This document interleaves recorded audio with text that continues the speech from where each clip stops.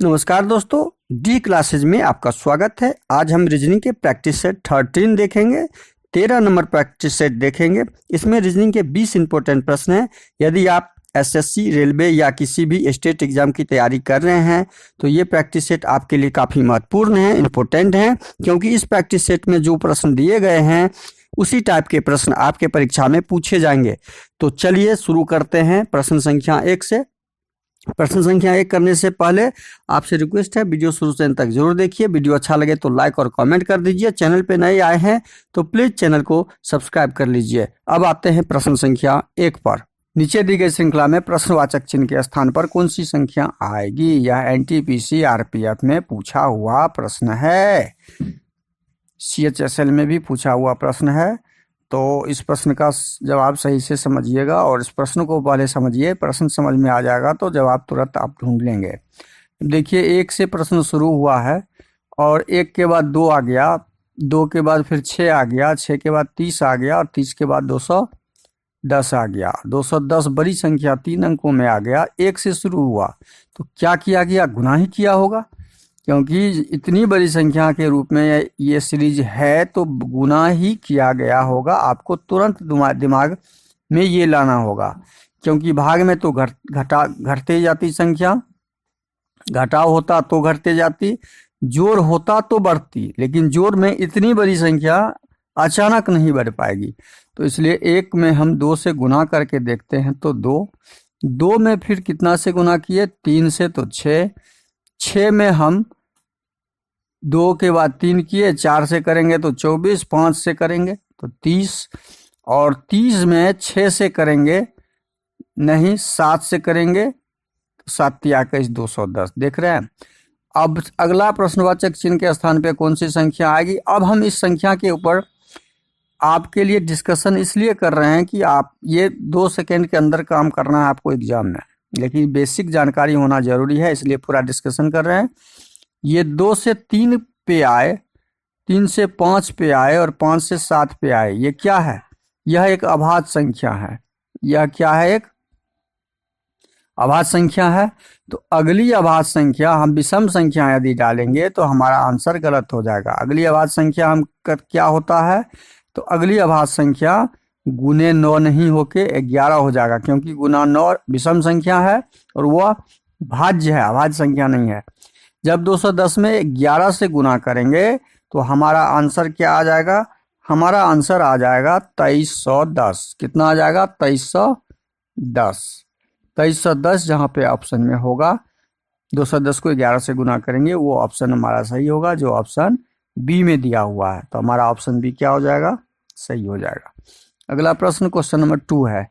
देखिए, नीचे दिए गए विकल्पों में से संबंधित संख्या को चुनिए और प्रश्नवाचक चिन्ह के स्थान पे क्या आएगा उसे ज्ञात कीजिए।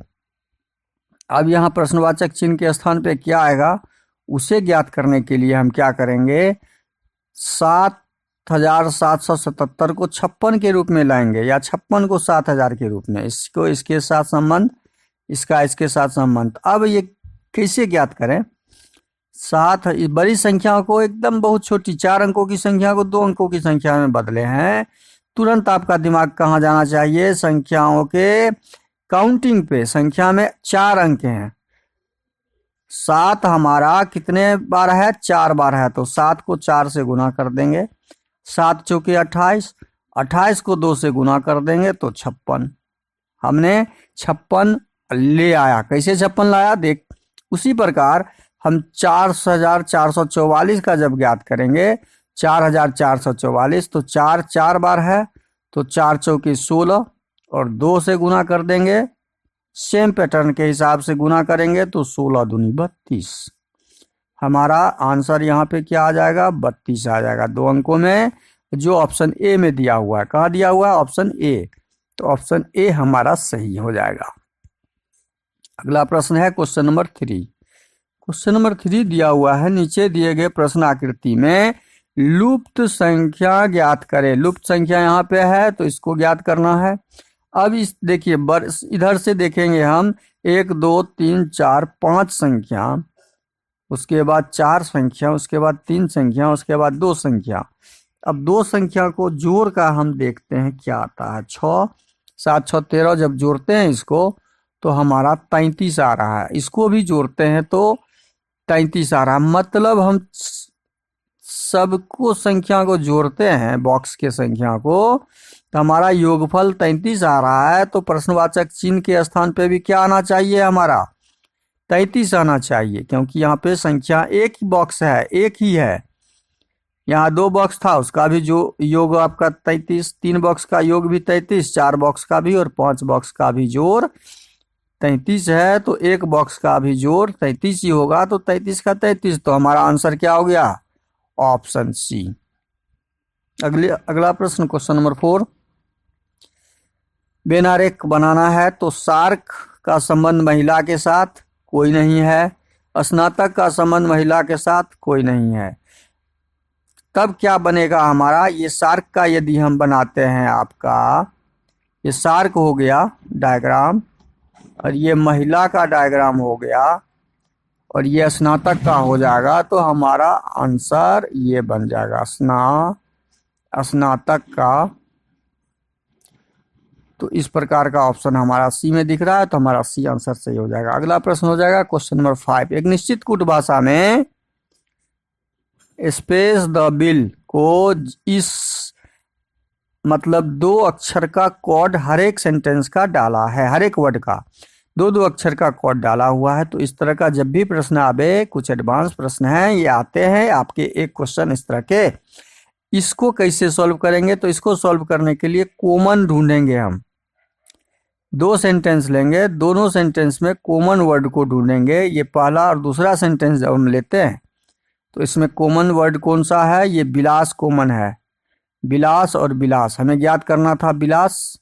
जब विलास विलास कॉमन मिल जाएगा हमें, और तीसरा विलास यहाँ भी है, देखिए तीनों विलास जब हम ढूंढेंगे, तीनों विलास यदि ढूंढते हैं यहाँ से, इस तीनों सेंटेंस लेके, तो विलास का TH कोड होता है, TH कॉमन है, और यहाँ भी TH है।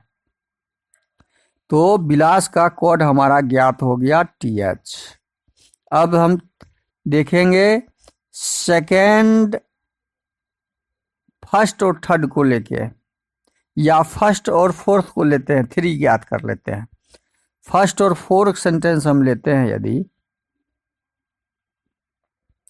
फर्स्ट और 4 लेते हैं, तो फर्स्ट में दिया हुआ है 3 और फोर्थ में दिया हुआ है 3, और इसमें 3 और इसमें 3 के लिए कॉमन शब्द कौन सा है, कॉमन कोड कौन सा है, JK।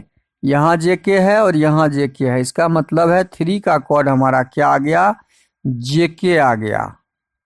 अब यूथ का कैसे ज्ञात करेंगे, यूथ वाला कॉमन सेंटेंस कौन सा है वो ज्ञात करते हैं। देखिए यूथ का कॉमन इसमें कौन कौन सा है, एक यूथ हमें यहाँ दिख रहा है, एक यूथ वर्ड एक ही दिख रहा है, और हमें यूथ का ही कोड ज्ञात करना है। तो हमें इसमें से एक वर्ड हट गया। अब लास्ट का हम कॉमन देख के लास्ट कट कर देंगे। मतलब 2 नंबर सेंटेंस और 3 नंबर सेंटेंस को जब हम चेक करेंगे तो लास्ट कॉमन है इसमें, तो इसका कोड कॉमन कौन सा है, CU कोड, और CU कोड कट गया। बचा हमारा यूथ में WN। यूथ का कोड क्या बच गया मेरा, यूथ का कोड जब बच गया हमारा आ जाता है WN के पास। तो यूथ का कोड हमारा क्या हो गया, WN। अब TH JK WN जहाँ पे दिखेगा, TH JK WN ये नहीं है, TH JK ये भी नहीं है, TH JK GD है, WN हमारा ऑप्शन डी में दिख रहा है। तो हमारा आंसर क्या हो जाएगा, सही ऑप्शन डी। अगला प्रश्न क्वेश्चन नंबर 6। निम्नलिखित प्रश्न में दिए गए विकल्पों में से विषम संख्या समूह चयन करें। विषम संख्या समूह क्या है, 20 और 11। 20 का संबंध 11 के साथ, 6 का संबंध 4 के साथ, 5 15 का संबंध 9 के साथ, 12 का 9 7 के साथ। तो 20 का 11 के साथ क्या संबंध है, जब 20 को हम आधा करते हैं तो 10 जोड़ 1 बराबर 11। हमारा ये 11 निकल गया। 6 को हम क्या करते हैं, आधा करते हैं, तो 3 जोड़ 1 4 हो गया हमारा, 4 बन गया, 11 बन गया। 15 और 9 को जब हम आधा करेंगे तो 4.5, 8.5 हो जाएगा, 7.5, एक जोड़ेंगे तो 8.5। अब 12 और 7 को जब करेंगे तो 12 का आधा करते हैं, 6 जोड़ 1 7, ये 7 हो गया। लेकिन यहाँ पे 9 नहीं हुआ, यहाँ पे 9 नहीं हुआ, इसका मतलब हमारा विषम संख्या क्या है, यहाँ पे 9 होना चाहिए था इसके अनुसार, तो विषम हमारा ऑप्शन सी हो जाएगा। क्वेश्चन नंबर 7, नीचे दी गई अक्षर श्रृंखला में रिक्त पदों को पूरा करें। रिक्त पद यहाँ पे जो दिया हुआ है PAA, 3-3 का यदि ग्रुप बनाते हैं, 3-3 3-3 का ग्रुप, तो 12 ग्रुप हो गया, 12 का 3-3, 3-3 6 3 3 3 4 18 है, 3-3 का ग्रुप हो गया। अब इसमें सीरीज क्या दिख रहा है, यहाँ देखिए 3, 2 अक्षर यहाँ भी है, 2 अक्षर यहाँ भी है, 2 अक्षर यहाँ, सब में 2-2 अक्षर है। तो सीरीज दिख क्या रहा है, PA के बाद यहाँ डबल P दिख रहा है, इसका मतलब यहाँ P होगा। A और डबल A वाला में A और Y यहाँ दिख रहा है, तो यहाँ A हो जाएगा, यहाँ डबल A है, इसका मतलब यहाँ Y हो जाएगा। PAP और AYA का सीरीज यहाँ पे बना हुआ है, PAP और AYA, मतलब हमने डाला है PYAAAPA, जो कहाँ पे दिख रहा है, जो ऑप्शन ए में ही दिख रहा है। देखिए 3APA, 3APA, ऑप्शन ए हमारा सही हो जाएगा। अगला प्रश्न, क्वेश्चन नंबर 8, उस शब्द युग्म का चयन करें जो दिए गए शब्द युग्म के संबंधित हैं। विद्युत धारा का संबंध एम्पियर से है। एम्पियर का यह ऐसा, विद्युत धारा का एसआई मात्रक है। एम्पियर क्या है, विद्युत धारा का एसआई मात्रक है एम्पियर। तो एम्पियर जो हो जाएगा हमारा विद्युत धारा का एसआई मात्रक है। तो ताप वाट का एसआई मात्रक है नहीं, ताप किस वाट का एसआई मात्रक नहीं है, जूल कार्य का नहीं, प्रतिरोध नहीं, ओम होता है, बल न्यूटन, बल का एसआई मात्रक न्यूटन होता है। तो ऑप्शन डी हमारा क्या हो जाएगा, सही हो जाएगा। अगला प्रश्न है क्वेश्चन नंबर 9, दिया हुआ है QR की माँ है, SQ का पुत्र है, TU का भाई है, UR की बेटी है। T की दादी नानी कौन है। अब देखिए यहाँ QR की माँ है, Q जो है R यहाँ पे है, इसकी माँ है, लिख दिए। SQ का पुत्र है, Q का एक पुत्र है जो S है, पुत्र हो गया। TU का भाई है, TU कहीं यहाँ पे दिख नहीं रहा है, तो इस सेंटेंस को बाद में करेंगे। UR की बेटी है, R की एक बेटी है जो U है, U डाल दिए, लाइन पे बेटी डाला जाता है, रिलेशन लाइन पे। अब यहाँ पे TU का भाई है, TU का एक भाई है जो T है, ये भाई हो गया। हमने पूरा डायग्राम कंप्लीट कर दिया। अब हमें ढूंढना क्या है, ढूंढना यह है टी की दादी या नानी कौन है। टी का दादी या नानी कौन रहेगा, तो टी का बहन यू, टी की बहन यू, टी की बहन यू, यू की माँ, यू की माँ, या देखिए ये क्लियर नहीं है, आर कौन है, माता है, ये माता भी हो सकता है और पिता भी, माता या पिता। माता होगी तो क्यू, टी का नानी लगेगा, नानी। यदि पिता होगा आर तो दादी, क्लियर, नानी या दादी क्यू लगेगा टी का, टी का नानी या दादी कौन होगा, क्यू हो जाएगा। तो हमारा ऑप्शन कौन सा सही हो जाएगा, बी। अगला प्रश्न है क्वेश्चन नंबर 10, यदि जोड़ को हैच अच्छा, हैच के जगह हम क्या डालेंगे, जोड़ डाल देंगे। भाग को स्टार, स्टार की जगह का डाल देंगे, भाग डाल देंगे। गुना को एट द रेट की जगह गुना डाल देंगे। घटाव को हैच डॉलर की जगह घटाव डाल देंगे। घटाव को डॉलर द्वारा दर्शाया गया है और हैच को हैच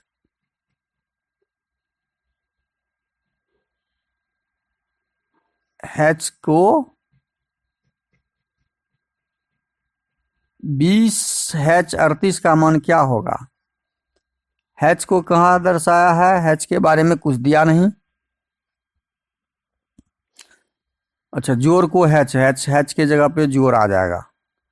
अब इसको सॉल्व करते हैं तो क्या बनता है मेरा, 40 घटे 20 गुने 2 जोड़ 40 भागा 20 जोड़ 38। सॉल्व कीजिए। 40 में 40 घटे 20 दूना 40 गुने जोड़ 20 दूनी 2 जोड़ 38। 40 में 40 चला गया, हमारा बचा 38 दू 40। जब जोड़ते हैं तो 40 आंसर आ जाता है। तो हमारा आंसर कौन सा सही हो जाएगा, ऑप्शन ए सही हो जाएगा। अगला प्रश्न है क्वेश्चन नंबर 11। 839 का मान टी दिया हुआ है, 530 का मान एच, तो 745। बहुत आसान है। 839 का मान तीनों को जोड़ते हैं जब, तो हमें क्या प्राप्त होता है, 20। और 20 किसका मान होता है, टी का। तो टी की जगह 20 की जगह टी रख दिया। 530 को जब जोड़ेंगे तो 5 जोड़ 3 जोड़ 0 8 किसका मान होता है, क्या देखते हैं, बस इसी प्रकार नंबर 7 में याद कर लेंगे। क्वेश्चन नंबर 11 में 745 का इसी प्रकार इस कोड से हम निकालेंगे। 745 का तो जोड़ते हैं 7 को 4 को और 5 को, तो 7 4 11 5 16। 16 कहाँ पर आता है, पी का मान 16 होता है। तो हमारा आंसर क्या निकल गया, 16 का मान पी, जो ऑप्शन सी में दिया हुआ है। तो ऑप्शन सी हमारा क्या हो जाएगा, सही हो जाएगा। अगला प्रश्न है क्वेश्चन नंबर 12। विजित पश्चिम की ओर 10 मीटर चलता है। दिशा हमेशा ध्यान रखिए, ये उत्तर होता है ऊपर, नीचे दक्षिण होता है, दायां तरफ पूरब होता है, बायां पश्चिम होता है। प्रश्न में दिया हुआ है विजित पश्चिम की ओर 10 मीटर चलता है। तो ये पश्चिम है, यहां से यदि चलेगा, यहां से ये चला तो पश्चिम की ओर चला 10 मीटर। फिर बाईं ओर मुड़ता है, तो पश्चिम से बायां मुड़ेगा तो दक्षिण की तरफ मुड़ेगा। बायां मुड़ गया वो और 10 मीटर चलता है। फिर 10 मीटर चला, 10 मीटर। वह दाईं ओर 45 बाईं ओर मुड़ता है, पश्चिम की ओर 10 मीटर, फिर बाईं ओर मुड़कर 10 मीटर चलता है। बाईं ओर मुड़कर वह फिर बाईं ओर मुड़ता है, यहां से फिर वह बायां मुड़ता है, तो बायां तो इधर हो गया, फिर बायां मुड़ा और 10 मीटर चला। वह दाईं ओर 45 डिग्री घूमकर सीधे चलता है। अब यहां से ये बायां दायां घुमा, दायां इधर हो गया और 45 डिग्री का एंगल बनाया। ये इसका एंगल 45 डिग्री का है, इसको समझिए। यह बात यहां से दायां मुड़ तो मुड़ा, ये दायां मुड़ गया, देखिए दायां तरफ मुड़ गया और ये 45 डिग्री के कोण को बनाते हुए दायां मुड़ा है। तो दायां 45 डिग्री के कोण बना के मुड़ गया और यह यहाँ इधर की ओर चल रहा है। अब देखिए ये यहाँ से इधर की ओर चल रहा है, ये कौन सा दिशा हो गया, यहाँ से जब जो कोई व्यक्ति जहाँ से चलता है वो उसका मिडिल पॉइंट होता है। ये यहाँ हम इस नक्शे पे रखते तो ये पॉइंट ये होता आपका, ठीक है। अब इससे वो 45 डिग्री का एंगल बना के यहाँ चला गया, तो ये दक्षिण की तरफ जा रहा है और पश्चिम की तरफ। तो इस भाग को हम दक्षिण पश्चिम बोलते हैं। कौन सा एरिया बोलते हैं, दक्षिण पश्चिम कॉर्नर बोलते हैं। तो इस प्रश्न का सही आंसर क्या हो जाएगा, हमारा ऑप्शन डी हो जाएगा। अगला प्रश्न है क्वेश्चन नंबर 13। यदि निम्नलिखित विकल्पों में से उस शब्द को चुनिए जो दिए गए शब्द के अक्षरों का प्रयोग करके बनाया जा सकता है। नहीं बनाने वाला अलग है, बनाया जा सकता है, इससे कौन सा अक्षर बनेगा। अब देखिए कौन सा नहीं बनेगा वो ढूंढ लें तो वो ऑटोमेटिक मिल जाएगा, टी है। टी है, आर है, आर है, आई है, आई है, ए है, एन है, जी है, एल है, ई है, नहीं ई नहीं है, देखिए यहाँ पे ई नहीं है तो ये नहीं बनेगा हमारा। इसमें डी नहीं दिख रहा है, देखिए यहाँ पे डी दिया हुआ है, तो ऑप्शन बी भी नहीं बनेगा हमारा। ऑप्शन सी में देखते हैं, ऑप्शन सी में आर है, ओ है, ए है, एस है, टी है, आई है, एन है, ऑप्शन सी बन जाएगा। ऑप्शन डी क्यों नहीं बनेगा वो देखते हैं। ऑप्शन सी एम दिया हुआ है, देखिए ये एम वहां पे है ही नहीं, तो ऑप्शन डी भी नहीं बनेगा, ऑप्शन सी हमारा बनेगा। अगला प्रश्न है क्वेश्चन नंबर 14। निम्नलिखित अक्षर श्रृंखला श्रेणी में रिक्त स्थान को भरें। खाली स्थान यहाँ पे दिया हुआ है, इसको भरना है। B2 देखिए यहाँ सीरियल में दिया हुआ है, ये 4, उसके बाद ये 5, उसके बाद 6, किसके साथ लगा हुआ है वो नहीं देखना है, लेकिन ये क्रमांगत संख्या है। तो B2 के बाद यहाँ पे 3 वाला जो भी ऑप्शन देखेंगे, यहाँ 2 ऑप्शन में 2 है, यहाँ 7 है, ये तो क्लियर हो गया, हमारा ऑप्शन सी सही हो जाएगा। बहुत आसान था ये। अगला प्रश्न है क्वेश्चन नंबर 15। कितने शिक्षक लोग नौकरी पेशा हैं? कितने शिक्षक जो हैं नौकरी पेशा शिक्षक है? ग्रामीण वाला एरिया हम कट कर देंगे, ग्रामीण वाला कोई भी एरिया इसमें नहीं लेंगे, कट कर दिए। कितने शिक्षक लोग नौकरी और पेशा हैं? नौकरी पेशा शिक्षक दोनों देखना है, तो शुद्ध शिक्षक कट हो जाएगा, शुद्ध नौकरी पेशा वाला भी कट हो जाएगा। अब ये भी कट हो जाएगा क्योंकि आपका ये भी हट जाएगा, क्योंकि ये आपका ग्रामीण में है, ग्रामीण नहीं होना चाहिए। नौकरी पेशा और शिक्षित होना चाहिए, क्योंकि ये 10 नंबर आपका शिक्षित में नहीं है, केवल ग्रामीण और नौकरी पेशा में है। दोनों होना चाहिए, वो आपका यहाँ पे दिया हुआ है 6 और 12, तो 12 6 18। कितने व्यक्ति हैं? 18 व्यक्ति हैं, तो ऑप्शन ए हमारा सही हो जाएगा। अगला प्रश्न है क्वेश्चन नंबर 16। एक पंक्ति में राहुल का स्थान दाएं से 20वां है, बाएं से 15वां है, तो पंक्ति में कुल जब निकालना हो तो हमेशा ध्यान रखिए कुल बराबर होता है, कुल विद्यार्थी हो या कुल व्यक्ति हो, तो दाएं से प्लस बाएं से, ये ध्यान रखिए हमेशा, दाएं से प्लस बाएं से घटे 1। दाएं से 20वां स्थान है, बाएं से हमारा 15वां स्थान है, 1 घटा देंगे तो 20 प्लस 14 34, तो कुल विद्यार्थी की संख्या हमारा क्या हो जाएगा? 34 हो जाएगा। इस प्रश्न का सही आंसर क्या हो जाएगा? ऑप्शन बी हो जाएगा। अगला प्रश्न है क्वेश्चन नंबर 17।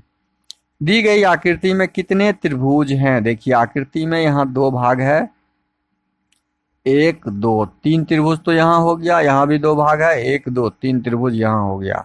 सेम यहाँ भी है, 3 त्रिभुज यहाँ, 1 2 3 त्रिभुज यहाँ, तो 3 दूनी 6, 3 त्रिभुज, 3 6, 3 9, 3 12 त्रिभुज, हमारा 12 त्रिभुज तो दिखा। अब यहाँ पे देखिए त्रिभुज को 2 भाग में यहाँ काटा है, 1 और 2, तो 3 त्रिभुज यहाँ, यहाँ भी 1 और 2 भाग में काटा, तो 3 त्रिभुज यहाँ, तो 12 3 15, 15 3 18, मतलब 6 और जोड़ दीजिए 18 हो गया। अब देखिए हमारा एक त्रिभुज यहाँ बन रहा है, कहाँ पर? ये कॉर्नर से इस कॉर्नर को मिलाते हैं, ये इससे ये एक त्रिभुज हो गया। एक त्रिभुज हमारा इधर से बनेगा, ये वाला, तो 2 त्रिभुज यहाँ हो गया, तो 18 2 20। अब कौन सा एंगल दिख रहा है त्रिभुज का? अब त्रिभुज का हमारा एक एंगल और दिख रहा है, कौन सा? वो देखिए एक त्रिभुज यहाँ से ये बन रहा है, एक त्रिभुज यहाँ से ये बन रहा है, तो 2 त्रिभुज और दिख रहा है हमें, तो 18 2 20 2 22। कुल कितने त्रिभुज बन रहे हैं हमारे? 22 त्रिभुज बन रहे हैं, तो इस आकृति में हमारे 22 त्रिभुज बनेंगे, ऑप्शन सी सही हो जाएगा। अगला प्रश्न है क्वेश्चन नंबर 18। दी गई आकृति के उस सही दर्पण प्रतिबिंब को चुनिए जो दर्पण को आकृति के दाईं ओर रखने पर अब पहले त्रिभुज को देख लेते हैं। दाहिना तरफ जब त्रिभुज को रखेंगे तो ज्यों का त्यों त्रिभुज रखाएगा, त्रिभुज में कोई परिवर्तन नहीं होगा। कोई परिवर्तन वाला त्रिभुज हमको देखना है, मिडिल में ही होगा। तो ये देखिए नीचे की तरफ दे दिया तो ऑप्शन ए तो संभव नहीं है, ये भी नीचे की तरफ हो गया तो ये भी संभव नहीं है, और ये नीचे की तरफ हो गया तो ये तो क्लियर हो गया, हमारा ऑप्शन सी सही हो जाएगा। दोनों ऊपर की तरफ सेम है, हमें और कुछ दिखना ही नहीं था। एग्जाम में आपको बस कोई मार्किंग पकड़ के उसको मिला लेना है। अगला प्रश्न है क्वेश्चन नंबर 19। एक कागज को नीचे दिखाए गए रूप में मोड़ा और काटा जाता है, खोलने पर यह कैसे दिखाई देगा? जब हम इसको खोलेंगे तो एक त्रिभुज जब भी बनेगा तो अंदर की तरफ ही बनेगा, ऐसे खुलेगा। त्रिभुज जब भी बनेगा तो अंदर की तरफ बनेगा, ऐसे खुलेगा। त्रिभुज जब भी बनेगा तो अंदर की तरफ बनेगा, ऐसे खुलेगा। खुला। अब ये आकृति जो ये खुलेगा तो ऐसे खुलेगा, कॉर्नर बना हुआ है तो कॉर्नर की तरफ खुलेगा, ऐसे खुलेगा। तो अब देखिए ये चार, पहले तो कॉर्नर ये चारों, और कॉर्नर में ये है लगा हुआ, ये लगा हुआ रहेगा। अब यहाँ पे हमें देखना क्या है, पहले बीच वाला देखते हैं कि अंदर की तरफ कौन सा है।